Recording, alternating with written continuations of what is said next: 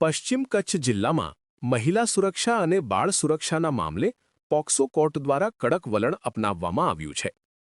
POCSO કોર્ટના વિશેષ જજશ્રી જે.એ. ઠક્કરે Pragpar police સ્ટેશનમાં નોંધાયેલા પોક્સો કેસમાં આરોપી ભરતસિંહ ભીખુભા જાડેજાને દોષિત ઠેરવી 20 વર્ષની સખત કેદ તથા કુલ 55,000 રૂપિયા દંડની સજા ફટકારી છે.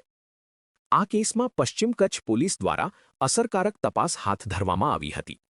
સદર ગુનાની તપાસ પીઆઈ શ્રી એચ.એસ. ત્રિવેદીએ કરી હતી, જ્યારે સરકારી વકીલ શ્રી એચ.બી. જાડેજાએ કોર્ટમાં મજબૂત દલીલો રજૂ કરી આરોપીને કડક સજા અપાવવામાં મહત્વપૂર્ણ ભૂમિકા ભજવી હતી. કોર્ટ દ્વારા બીએનએસ ઋણ 2023ની કલમ 351(3) હેઠળ આરોપીને 2 વર્ષની સખત કેદ તથા 5,000 રૂપિયા દંડની સજા કરવામાં આવી હતી.